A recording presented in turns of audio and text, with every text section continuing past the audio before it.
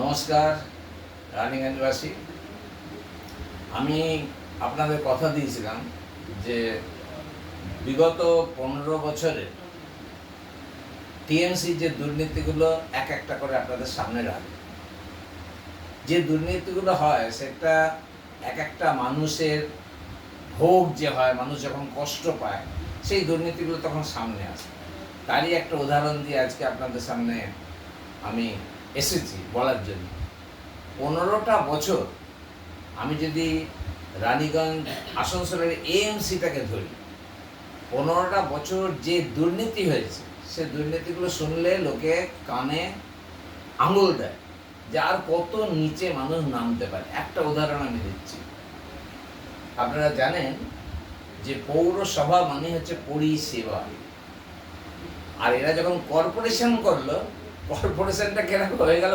Corruption. Asansol municipal corruption.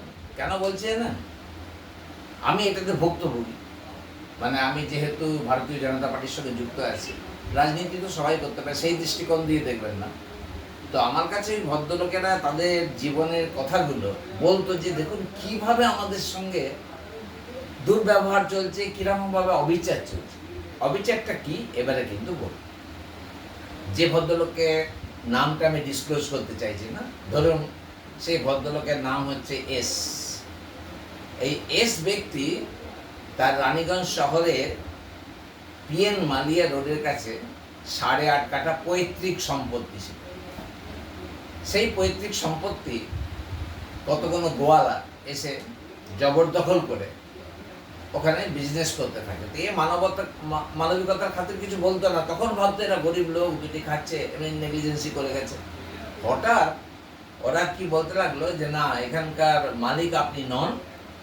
আর তত pollution বলতে মানে ওইখান থেকে যে গোবর মল মূত্রগুলো সেগুলো ওদের বাড়িতে জোর করে ফেলে দিতে হবে। মানে যারা মালিক ওই এস, তাদের এমন একটা পর্যায়ে নিয়ে গেল এরা যে সমস্ত গোবর, মানে ওদের যা চরিত্র হয় আর কি, গোমূত্র ওগুলো সব ফেলে ওই জায়গাটা পৌঁছে যাবার পর ভদ্রলোকদের একটা মন্দির ছিল শিবের, সেই মন্দিরে পোকা উঠতে লাগলো। বারে বারে যখন বলছে শুনবো না, যখন চ্যালেঞ্জ করা হলো তাহলে আমার জায়গা তোমরা ছেড়ে দাও, তখন বলে কিনা না আপনি আমাদের মালিক নন, মালিক হচ্ছেন অন্য কেউ। তখন দরবার করতে মানুষ কোথায় যাবে আপনারাই বলুন? মানুষ প্রথমে কোথায় যাবে? সেইখানে এরাও গেল। প্রথমে মিউনিসিপ্যালিটি, তখন মিউনিসিপ্যালিটি মানে আমাদের এএমসি, সেখানে বলার পর সিধা চলে গেল আসানসোল মিউনিসিপ্যাল কর্পোরেশন। সেখানে ওরা নিজেরা সশরীরে 50 থেকে 60 বার দরবার করেছে, দেখুন এরকম পলিউশন হচ্ছে, ওরা আমার জায়গা ছাড়ছে না, আপনারা ব্যবস্থা করুন। ইতিমধ্যে 2020 সাল বোধ হয় ওয়েস্ট বেঙ্গল পলিউশন বোর্ড চিঠি দিয়ে নির্দেশ দিলেন এএমসিকে এবং রানীগঞ্জ থানাকে যে অবিলম্বে ওদের এই খাটালটা উন্মুক্ত করে দেওয়া হোক আর এই পলিউশন বন্ধ করা। শোনেনি। উপরন্তু এখানে মানে আসানসোল মিউনিসিপ্যাল কর্পোরেশন তাকে ঘুঘুর বাসা করে রেখেছেন ল ডিপার্টমেন্টের একজন ভদ্রলোক। কিছুদিন আগে তার সম্বন্ধে দিয়েছে।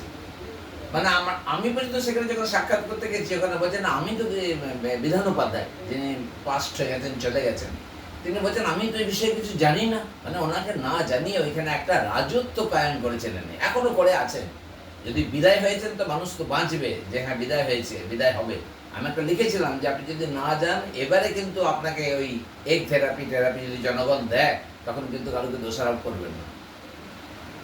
উনি ওখান থেকে বললেন ওই যে ল অফিসার যে আপনারা নিজের মালিকানা প্রমাণ করুন, হাইকোর্টে যান। চিন্তা করুন, এদের কাছে কাগজপত্র সব আছে, বলছে আমরা মালিক।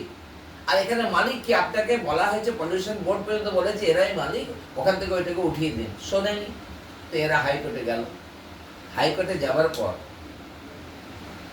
চিফ জাস্টিস তিনি অর্ডার দিচ্ছেন এই অবৈধ খাটালটিকে উৎখাত করতে হবে, কেননা এরাই মালিক। তাহলে প্রমাণ হয়ে গেল এরাই মালিক। প্রথমবারে যে আদেশটা দিলেন সেটাকে মানলই না, যাব না, যাচ্ছে না। দ্বিতীয়বারের যেটা দেওয়া হলো তাতেও এরা গেল না, তো বাধ্য হয়ে আদালত অবমাননার কেস করা হলো, সেখানেও এরা হেরে গেল। ওদের যে ইঞ্জিনিয়ার তার নামে আমরা কেসটা করেছিলাম, মানে ওনারা করেছিল। যেহেতু এইটার সঙ্গে আমি খুব ভালোভাবে প্রত্যেকটা যত রানীগঞ্জে কেস টেসগুলো হয়, মানে খুব কঠিন কেস হলে সেগুলো আমি শুনে তাদের আমি সাহায্য করেছি কীভাবে এখান থেকে, আর আমি এটাতে হেরে গেলাম কেন জানেন? দ্বিতীয়বারও মারলাম। আবার যারা ওখানে দখল করে আছে শুনেছেন কোনোদিন, তাদের হয়ে মিউনিসিপ্যালিটির পয়সা খরচ করে উকিল দাঁড় করেছে কি স্বার্থে? এইখানে তো প্রমাণ হয়ে গেলো যে আমি বললাম যে ঘুষের রাজত্ব চলছে। মানে ওইখানকার যে অফিসাররা আছে, বিশেষ করে ল অফিসারটি, এরা হচ্ছে সাপ হয়ে কামড়াবো, ওঝা হয়ে ঝাড়ু, ডিভাইড অ্যান্ড রুল করো, দু তরফ থেকে পয়সা খাও। কিন্তু এই তরফে যে মালিক একটা পয়সা আমি কারোকে ঘুষ দেবো না, আবার শাস্তি হয়ে গেল। আবার তিনবারের বেলায় বিচারপতি বললেন অবিলম্বে ওটাকে ভেঙে ভিডিও করে 3/7, মানে এই যে 3/7 গেল, 3/7 সেটা প্রডিউস করুন। মনে রাখবেন 3বার অর্ডার হয়ে গেছে, আর অর্ডারে কিছু নেই, পেন্ডিং নেই, কিচ্ছু নেই। দিয়ে এই লাস্ট যখন গেলেন, বিধানবাবু যখন ছেড়ে দিচ্ছেন তার ঠিক 15-20 দিন আগে ওখানে অর্ডার দিয়ে দিল, হ্যাঁ ওটা ভেঙে দেওয়া। তারপরেই ওই ঘটকবাবুর খেলা শুরু হয়ে গেল। ঘটকবাবু চারি জায়গায় হাত টাত করে কুট বুদ্ধি টুদ্ধি দিয়ে এটাকে আবার বন্ধ করলেন। মাত্র ওদের জায়গাতে 5 জন গোয়ালা আছে, 5 জন গোয়ালাকে ওখান থেকে হটিয়ে দিতে 7 থেকে 8টা পুলিশ লাগবে।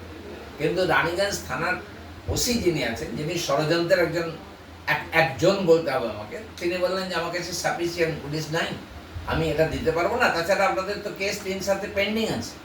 এইটা বলার এখতিয়ার পর্যন্ত তার নাই, পুলিশ অফিসারের নেই এখতিয়ার যে আমি ওখানে পুলিশ দেবো না। তাহলে যদি সেই 3/7 এই যেদিন ভাঙবার ছিল, মানে 6 জুন, সেই দিন যদি কোনো রকম রানীগঞ্জে মারামারি হতো, রাজনৈতিক হতো, তখন কি উনি বলতেন যে আমার কাছে সাফিসিয়েন্ট পুলিশ নেই? এটা প্রশ্নের মুখে পড়েছে। আমরা যখন হাইকোর্টে আবার যোগাযোগ করি, সেখানে বলে পেন্ডিং তো কিছু নেই, ওদের বলা হয়েছে ওটা ভেঙে দেখাবে, আমাদের ভিডিও করে দেখাবে, ওই দিনটা আছে, অ্যাডজন হয়ে যাবে, সেই দিনই সব শেষ, দেখাতে হবে। এবারেও সেই অর্ডারটাকে মানা হলো না। এইরকমভাবে একটা কষ্ট পাবার পর খুব ধন্যবাদ যে এবারে যিনি মন্ত্রী হয়ে ওই ডিপার্টমেন্টে এসেছেন, মাননীয়া অগ্নিমিত্রা পালদি। ব্যক্তিগতভাবে সে বলল, দাদা আমি তো বাংলা জানি না, আপনি যাবেন? আমি গেলাম। আমি যেয়ে যখন দিদিকে বোঝালাম, ব্যাপারটা বুঝিয়ে উনি সঙ্গে মানে ভীষণ, মানে আমি কি বলবো, জীবনে এরকম ধরনের মন্ত্রী দেখিনি। ওইখানে বসে বসে তিনি উচ্চ পর্যায়ের যত অফিস আছে সবাইকে বলে এই কেসটা দেখুন, তাড়াতাড়ি ওটাকে ব্যবস্থা করুন। কিন্তু দুর্ভাগ্যের বিষয়, আবার কোনো একটা জায়গায় আটকে গেছে। আমার প্রশ্নটা এইখানে, এই যে দুর্নীতির আখড়া, এই দুর্নীতির আখড়ার শিকড়টা কত দূর গেছে যে হাইকোর্টের অর্ডার পর্যন্ত শুনছে না, 5টা লোককে উঠাতে গিয়ে পুলিশ দিচ্ছে না, বারবার ওই গোয়ালাগুলোর স্বার্থেই এএমসি উকিল দাঁড় করে দিচ্ছে, প্রচুর পয়সা, সরকারি পয়সা খরচ করছে। এরা এইখানে প্রশ্নের মুখে পড়েছে। পরিশেষে আমি একটাই কথা বলবো, আসানসোল মিউনিসিপ্যাল কর্পোরেশনের যাবতীয় এই 15 বছরের কাজ, প্রত্যেকটা দুর্নীতিগুলো সামনে আনবো, আর এই প্রত্যেকটা দুর্নীতির সিবিআই তদন্ত হোক, এই দাবি করছি। নমস্কার।